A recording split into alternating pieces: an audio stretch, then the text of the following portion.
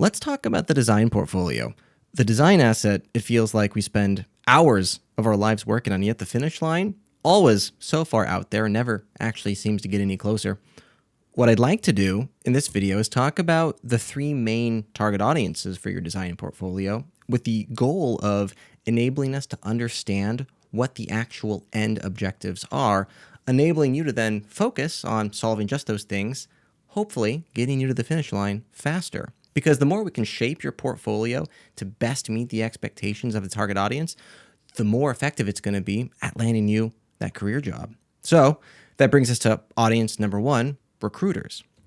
So what's a recruiter care about when they're taking a look at your portfolio? Well, one of the common friction points we have with recruiters is that they don't often have a deep intrinsic knowledge of the actual job. So one of their common strategies is they'll take a look at the job description, they'll see if they can find key phrases and vocabulary, and then they'll see if they can find a candidate that matches those key phrases. So that means when they're taking a look at your portfolio, they're looking for a lot of phrase matching, a lot of factual stuff, things like hard skills, you have hard skill X, Y, and Z. What's your current job title? They'll also look at some general high-level stuff, like is your portfolio clear, concise? Is it professional? Is it easily scannable? Just enough information to enable them to be confident in moving you forward to the next phase of the thing. So to best accommodate recruiters, there are a couple of things we can add to the portfolio to best meet their expectations. One is some sort of concise intro section. This can be on your homepage, it could be on your about page, but something that declares who you are, what you do, and if you have any specialities, like this would be a great time to list those as well. They'll also be interested in your case studies, though they're not going to take a real deep look at them. They're just going to do a little bit of scanning. But at the top, something we can add is make sure that there's some sort of like factual objective labeling at the top. Things like what's the project timeline? What's your role with the project? What was the scope of the project? That housekeeping stuff, super relevant for recruiters. And then the other thing we can add also to case studies as well is at the top section somewhere is some sort of like summary that describes the overview of the project, but then a section that describes impact. And ideally, this section would have a lot of metrics that are dedicated to measuring the success of the outcomes that you're striving for and the impact of how it affected the business.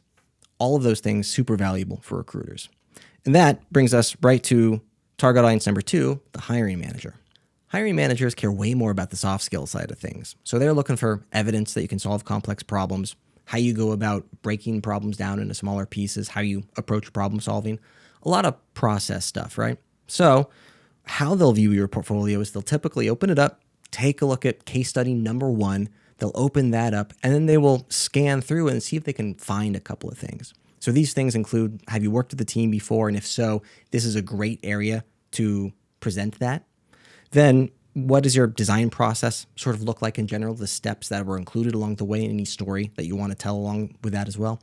Then evidence of impact is phenomenal. If you have a section dedicated to how you went about validating success, and ideally if you can add metrics in there as well, hugely persuasive for hiring managers. And then something else will happen. So ideally, they will have found your portfolio because you've applied for a job already and they're already taking a look at your resume. And they'll judge you on your portfolio and they'll take your resume and they'll put it in the left pile or the right pile. And then they'll go to their peers and say, hey peers, I've narrowed it down to the top 20 candidates. Take a look through them. Who should I prioritize talking with first?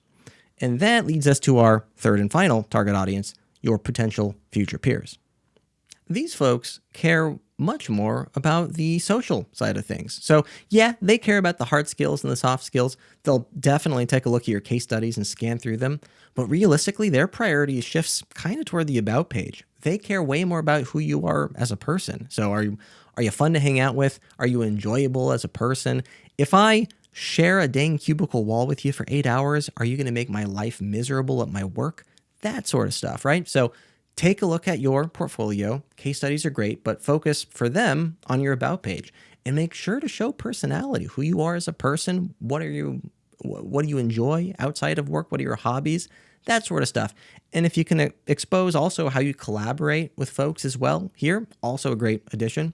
But be yourself, be expressive, and show some personality here. And those are the three target audiences: recruiters, hiring managers, future peers, what each of them are looking for on your portfolio. If there's anything you think that I haven't mentioned that's worth talking about, please add it to the comments. I love reading through them, particularly if you're in an area of design with a specific focus or a niche. And then I can learn from that. And ideally, you can point other folks in that niche in a good direction as well. I love learning about that stuff. And then also, feel free to like and subscribe. I love talking product design, and I have so much more to say. So feel free to hang out with me in the next one.